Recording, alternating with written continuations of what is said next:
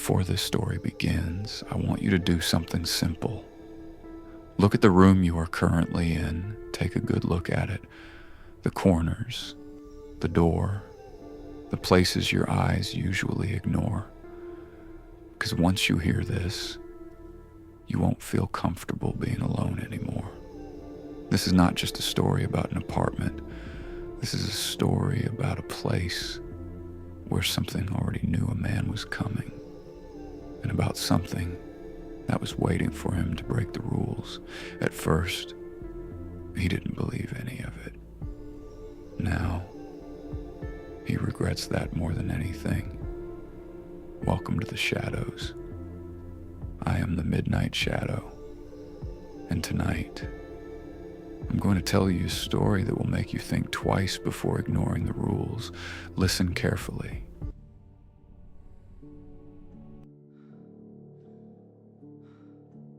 When the handle moved, I stopped breathing.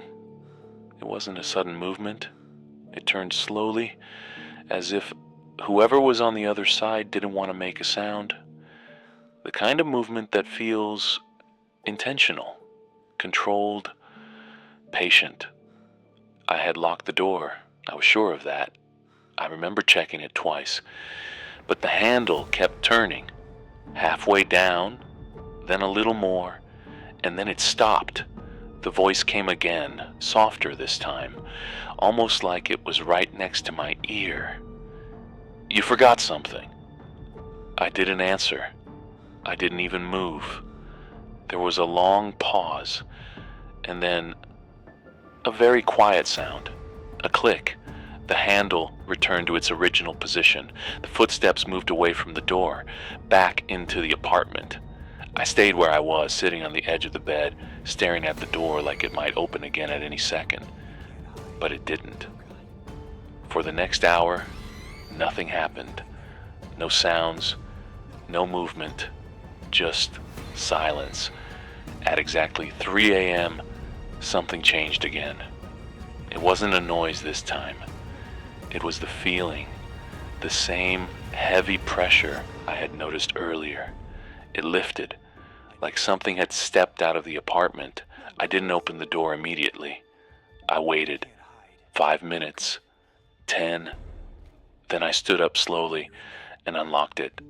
The hallway outside was empty. The kitchen was exactly as I had left it. The bathroom light was off. Everything looked normal. But I knew it wasn't, because something had been there, and it had known my name.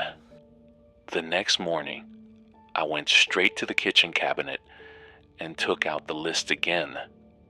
There was a new line at the bottom. I'm not saying it appeared magically. I'm saying it wasn't there before. The handwriting was the same, but the ink looked fresher. Rule 10. Do not assume it leaves at 3 a.m. I read that line at least 10 times. Then I checked the rest of the apartment again. Nothing looked different, but something felt off, like the space itself had changed. That day, I tried to act normal. I went outside, walked around the neighborhood, even considered finding another place, but something stopped me. Not physically, mentally. Every time I thought about leaving, I had this strange, persistent thought, it's already too late. I didn't understand where that thought was coming from, but it felt certain. That night, I prepared. I locked every door, closed every curtain, kept the list with me, and I waited. 1:30 a.m. passed quietly, then 1:50. At 2 a.m., the atmosphere shifted again, but this time, I was ready. Or at least I thought I was. The first knock came exactly at 2:03. 3 taps, same as before. I didn't move. Then the voice, "Are you going to ignore me again?" It sounded amused, like it was enjoying this. I stayed silent. The knocking stopped, but something else started. Movement in the living room. Slow footsteps. Then something being dragged across the floor. I checked the list. There wasn't a rule for that. That's when I realized something important. The list wasn't complete. It wasn't a full set of instructions. It was just what the previous tenant had managed to write down before something happened. The footsteps moved closer, then stopped right outside my bedroom again. But this time, there was no voice, no attempt to open the door, just silence. And then I heard something I wasn't prepared for. Another set of footsteps inside the bedroom behind me.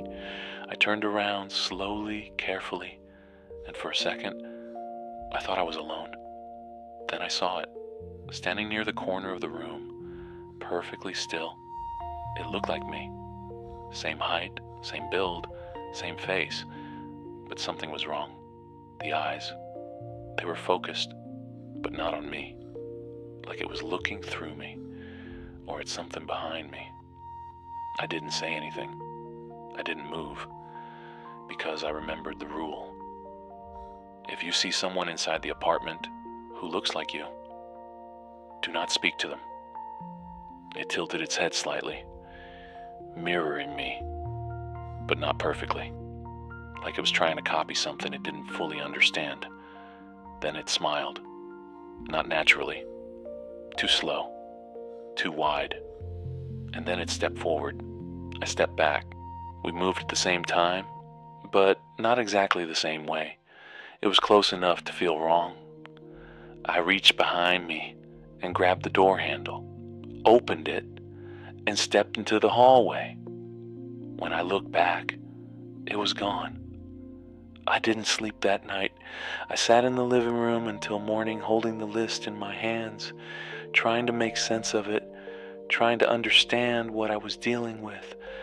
But there was no logic, no pattern, just rules and consequences. On the fourth night, I made a mistake. Not a big one. Not something I thought would matter, but it did. At 2:12 a.m., before anything had started, I went to the kitchen. I was thirsty. I forgot the rule about investigating changes. I poured a glass of water and looked out the window, just for a second. And I saw someone standing on the street, looking up at my apartment. I didn't sleep that night. I sat in the living room until morning, holding the list in my hands, trying to make sense of it, trying to understand what I was dealing with. But there was no logic, no pattern, just rules and consequences. On the fourth night, I made a mistake. Not a big one, not something I thought would matter, but it did. At 2:12 a.m., before anything had started, I went to the kitchen. I was thirsty. I forgot the rule about investigating changes. I poured a glass of water and looked out the window, just for a second, and I saw someone standing on the street, looking up at my apartment.